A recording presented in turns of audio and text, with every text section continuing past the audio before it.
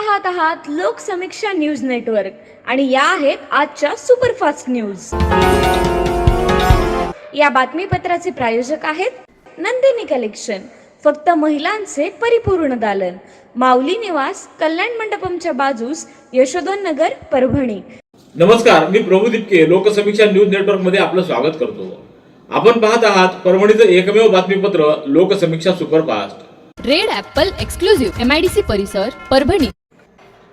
शेतकऱ्यांचा सातबारा पूर्णतः कोरा करावा, तसंच शेतकरी कर्जमाफीबाबत सरकारनं ठोस निर्णय घ्यावा या मागण्यासाठी स्वाभिमानी शेतकरी संघटनेच्या संतप्त पदाधिकाऱ्यांनी आज जिल्हाधिकारी कार्यालयासमोर जोरदार निदर्शनं केली।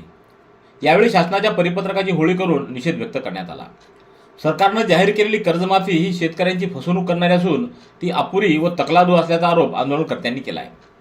शेतकऱ्याचा सातबारा पूर्णपणे कोरा करावा, तसंच फसव्या योजनांऐवजी थकबाकीदारांसह नियमित कर्जाचे हप्ते भरणाऱ्या शेतकऱ्यांनाही संपूर्ण कर्जमाफी देऊन मोठा दिलासा द्यावा अशी मागणी यावेळी करण्यात आली। आंदोलनामध्ये किशोर ढगे, पीटी निरोळ, कलीम कोकर, मुंजाभाऊ लोंढे, आदिनाथ लवंडे, हनुमान आमले, किशन शिंदे, विठ्ठल चोखड, गजानन ढगे, लक्ष्मण चव्हाण आदींसह पदाधिकारी व कार्यकर्ते सहभागी झाले। अमेरिकेचे राष्ट्राध्यक्ष डोनाल्ड ट्रम्प यांनी इराणवर सुरू केलेल्या हल्ल्याच्या निषेधार्थ भारतीय कम्युनिस्ट पक्षाच्या संतप्त पदाधिकाऱ्यांसह कार्यकर्त्यांनी आज जिल्हाधिकारी कार्यालयासमोर जोरदार निदर्शनं केली। केवळ तेल साठ्यांवर स्वतःचं नियंत्रण प्रस्थापित व्हावं या हेतूनच अमेरिकेनं काही राष्ट्राच्या सहकार्यानं इराणवर वर्चस्व प्रस्थापित करण्याकरिता एकतर्फे हल्ले सुरू केले आहेत। यातून अमेरिकेनं स्वतःची दादागिरी, हिटलरशाही सुरू केली आहे असं नमूद करत या आंदोलनकर्त्यांनी इराणच्या समर्थनार्थ भारत सरकारने भक्कमपणे उभं राहावं अशी मागणी यावेळी केली आहे। सार्वजनिक बांधकाम विभागाच्या कार्यकारी अभियंत्याच्या दालनातील नियमबाह्य वातानुकूलित यंत्रणा काढण्याबाबत ठोस कारवाई होत नसल्याच्या निषेधार्थ महाराष्ट्र नवनिर्माण सेनेचे जिल्हा संघटक श्रीनिवास उर्फ सोनू लाहोटी यांनी आज 9 मार्च रोजी नांदेडच्या सार्वजनिक बांधकाम विभागाच्या अधीक्षक अभियंत्याच्या कार्यालयासमोर अंगावर पेट्रोल ओतून आत्मदहनाचा प्रयत्न केला। यावेळी तत्परता दाखवत भाग्यनगर पोलिसांनी घटनास्थळी धाव घेत लाहोटी यांना ताब्यात घेतलं। या घटनेमुळे परिसरात काही काळ तणावाचं वातावरण निर्माण झालं होतं। दरम्यान श्रीनिवास लाहोटी यांनी गेल्या काही दिवसांपासून शासकीय कार्यालयामध्ये अनधिकृतपणे बसवण्यात आलेल्या वातानुकूलित यंत्रणाच्या बाबत मोहीम छेडलेली आहे। परभणी सार्वजनिक बांधकाम विभागात देखील मोठ्या प्रमाणात अनधिकृतरित्या AC बसवण्यात आलेल्या असून त्या काढण्यात याव्यात अशी त्यांची आग्रही मागणी राहिली आहे। कामाच्या ठिकाणी महिलांना सुरक्षित, सन्मानपूर्वक व भेदभावमुक्त वातावरण मिळणं आवश्यक असून शासकीय व खाजगी आस्थापनांनी स्थापन केलेल्या तक्रार निवारण समित्यांनी प्रभावीपणे कार्य करावं असं आवाहन रुपाली चाकणकर यांनी केलं आहे। तसंच परभणी जिल्हा पूर्णपणे बालविवाहमुक्त करण्यासाठी प्रशासनानं विशेष प्रयत्न करावेत असे निर्देशही त्यांनी दिले आहेत। परभणीच्या जिल्हाधिकारी कार्यालयात आयोजित बैठकीच्या कामाच्या ठिकाणी महिलांचं लैंगिक छळापासून संरक्षण, प्रतिबंध व मनाई व निवारण अधिनियम 2013 अंतर्गत स्थापन करण्यात आलेल्या तक्रार समित्यांच्या कामकाजाचा आढावा यावेळी घेण्यात आला। यावेळी जिल्हाधिकारी संजय सिंह चव्हाण, जिल्हा परिषदेच्या मुख्य कार्यकारी अधिकारी नतीशा माथुर, महापालिका आयुक्त नितीन नार्वेकर, प्रभारी अपर जिल्हाधिकारी शोभादेवी जाधव, अतिरिक्त पोलीस अधीक्षक जीवन बेनीवाल, जिल्हा शल्यचिकित्सक डॉक्टर नागेश लखमावाड, जिल्हा महिला व बाल कल्याण अधिकारी मोनिता रंधवे यांच्यासह विविध विभागाचे अधिकारी उपस्थित होते। सततचे दवाखाने करून कंटाळलात? आता शेवटचा उपाय। डॉक्टर गोविंद कामटे यांचे बालाजी आयुर्वेदिक निसर्गोपचार केंद्राला भेट द्या। शुगर, मूळव्याध, ॲलर्जी, सोरायसिस, गजकर्ण, दमा, लठ्ठपणा, गुडघेदुखी, कंबरदुखी, वात, गाठीचे आजार, लकवा, केस गळणे, मूतखडा, सफेद डाग यांसारख्या जुनाट आजारांवर खात्रीशीर उपचार केले जातात। दारू सोडवण्यासाठी विशेष उपचार उपलब्ध। संपर्क डॉक्टर गोविंद कामटे, आयुर्वेद विद्याविशारद, बालाजी आयुर्वेदिक निसर्गोपचार केंद्र, तलाठी कार्यालयाच्या बाजूला, वसमत रोड, परभणी। संपर्क 9921691008। परभणीच्या जिल्हा सैनिक कल्याण कार्यालयाच्या सर्व कर्मचाऱ्यांच्या वतीनं परभणीच्या निवासी उपजिल्हाधिकारी तथा जिल्हा सैनिक कल्याण अधिकारी श्रीमती अनुराधा ढालकरी आणि अर्चना देशमुख यांचा जागतिक महिला दिनाच्या निमित्तानं सत्कार करून त्यांना सन्मानित करण्यात आलं। पाथरी तालुक्यातील गुंज इथं होणाऱ्या यात्रेदरम्यान भाविकांची मोठ्या प्रमाणात ये जा होत असल्यानं प्रवाशांची गैरसोय टाळण्यासाठी अतिरिक्त बस सेवा उपलब्ध करून देण्याची मागणी आमदार राजेश विटेकर यांनी केली आहे। या संदर्भात त्यांनी पाथरी आकार व्यवस्थापकांना लेखी पत्र दिले। पत्रात नमूद केल्यानुसार 15 ते 20 मार्च या कालावधीत गुंज यात्रेसाठी मोठ्या संख्येनं भाविक आणि प्रवासी येत असतात। यात्रेच्या काळात प्रवाशांची वाढती गर्दी लक्षात घेता नियमित बस सेवेबरोबरच अतिरिक्त बसची व्यवस्था करणं आवश्यक असल्याचं विटेकर यांनी पत्रात म्हटलंय. नर्सिंगचं शिक्षण घेणाऱ्या विद्यार्थिनीला लग्नाचा आमिष दाखवून प्रेमभंग केल्यानं तिनं आत्महत्या केल्याच्या प्रकरणामध्ये दोषी आढळलेल्या आरोपीला न्यायालयानं 5 वर्षे सश्रम कारावास आणि 15,000 रुपयाचा दंड ठोठावलाय. दंड न भरल्यास 2 महिने साध्या कारावासाची शिक्षा सुनावण्यात आली आहे. या प्रकरणामध्ये 25 मे 2021 रोजी मानवत पोलिसात फिर्याद देण्यात आली होती.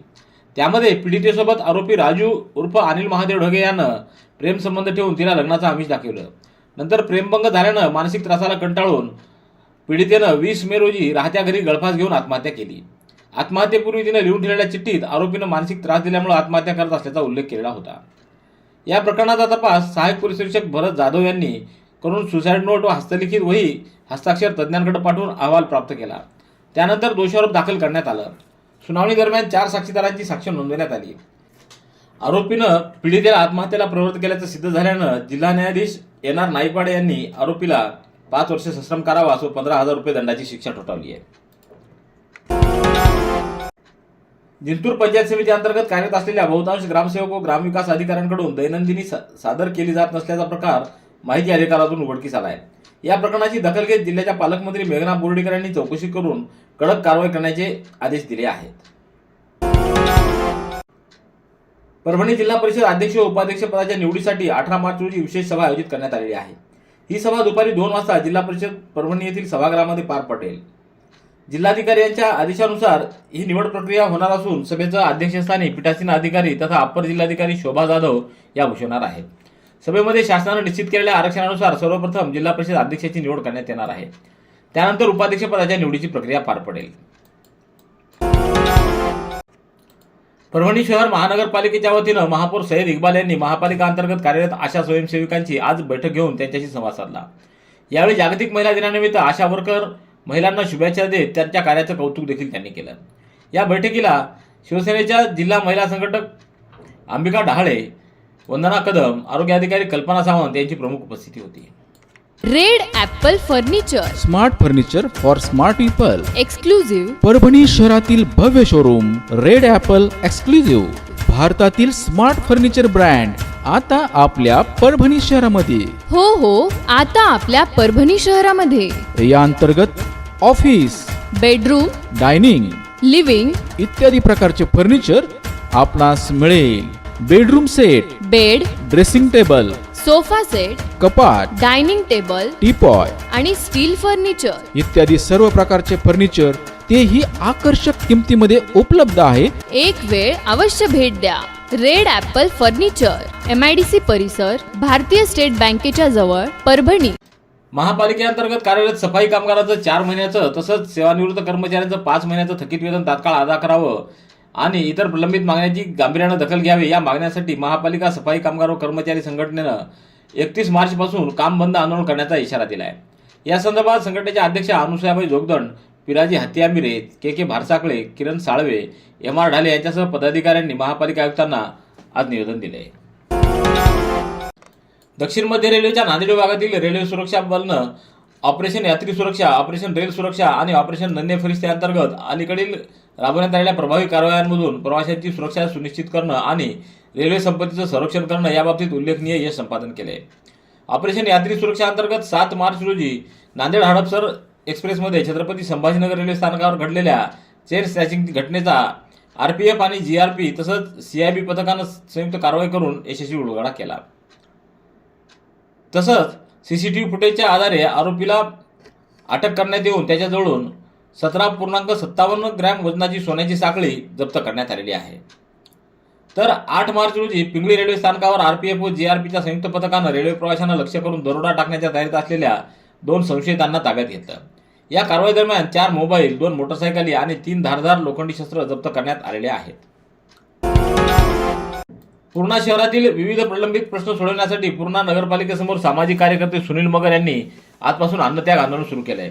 प्रशासनानं मागण्यांकडे दुर्लक्ष केल्याचा आरोप करत मागण्या मान्य होईपर्यंत उपोषण मागे घेणार नाही असा इशारा त्यांनी दिला आहे. सिद्धार्थनगर परिसरात शाळकरी विद्यार्थी व नागरिकांना सुरक्षितपणे रस्ता ओलांडता यावा यासाठी उड्डाणपूल उभारण्यात यावा अशी प्रमुख मागणी त्यांनी केलेली आहे. पाथरी शहरातील साईबाबा जन्मस्थान मंदिर इथं 9 मार्च रोजी साई भक्तांनी श्रद्धेनं पवित्र धुनीसाठी गावरान गौऱ्यांचं अर्पण केलंय.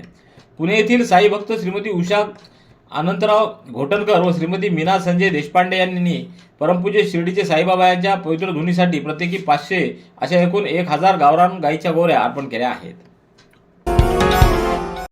मार्च महिन्यापासूनच उन्हाची तीव्रता वाढू लागल्यानं विद्यार्थ्यांच्या आरोग्यावर परिणाम होऊ नये यासाठी जिल्हा परिषद शिक्षक विभागानं शाळांच्या वेळापत्रकामध्ये बदल करण्याचा निर्णय घेतला आहे.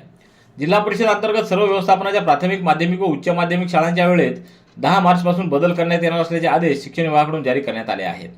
नवीन वेळापत्रकानुसार एका सत्रात भरणाऱ्या शाळांची वेळ सकाळी 8:30 ते दुपारी 1 अशी राहणार असून सकाळी 11 ते 11:30 या वेळेत 30 मिनिटांची मधली सुट्टी देण्यात येणार आहे. जिंतूर तालुक्यातल्या कौसडी येथील हजरत खाजा कमालुद्दीन दरगाहचा संदल 7 मार्च रोजी भक्तिमय वातावरणात संपन्न झाला आहे. दरवर्षीप्रमाणे यंदा या सोहळ्यासाठी परिसरातील भाविकांनी मोठ्या संख्येनं हजेरी लावल्याची दिसून आलं. जागतिक महिला दिनानिमित्त जिल्हाधिकारी कार्यालयाच्या नियोजन सभागृहामध्ये आज कार्यक्रम संपन्न झाला. यावेळी महिला अधिकारी व कर्मचारी मोठ्या संख्येने उपस्थित होत्या.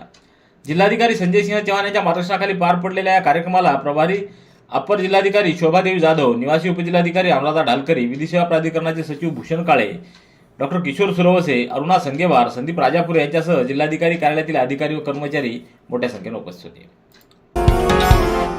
दिवसेंदिवस वाढणारी वाहतुकीची अभूतपूर्व कोंडी आणि मोठ्या प्रमाणावर होणाऱ्या प्रदूषणाच्या पार्श्वभूमीवर राज्याच्या परिवहन विभागानं नवीन ऑटो रिक्षांच्या परवान्यांना स्थगिती बहाल करण्याचा निर्णय जाहीर केला आहे. परिवहन मंत्री प्रताप सरनाईक यांनी विधिमंडळाच्या अर्थसंकल्पीय अधिवेशनात सोमवारी या संबंधीचा निर्णय जाहीर केला आहे. राज्य मंत्रिमंडळाच्या बैठकीत नवीन ऑटो रिक्षांना कोणत्या निकषावर नवीन परवाने द्यायचे या विषयावर गांभीर्याने विचार करत निर्णय घेतला जाईल असं ते म्हणाले. नांदेड येथील श्री गुरु सेवाभावी संस्थेच्या वतीनं 24 मे रोजी पूर्णा येथील जिल्हा परिषद शाळेच्या प्रांगणामध्ये सर्वधर्मीय सामूहिक विवाह सोहळ्याचं आयोजन करण्यात आलं आहे. आर्थिक अडचणीमुळे कोणाचंही लग्न थांबू नये, तसंच समाजातील गरीब, शेतकरी, कष्टकरी व वंचित घटकातील तरुण तरुणींना सन्मानानं विवाहबद्ध होता यावं यासाठी हा उपक्रम राबवण्यात येत आहे. या सोहळ्यात सहभागी होणाऱ्या प्रत्येक जोडप्याला शासनाच्या सामाजिक न्याय विभागाच्या मार्फत 25,000 रुपयाचं अनुदान मिळणार आहे.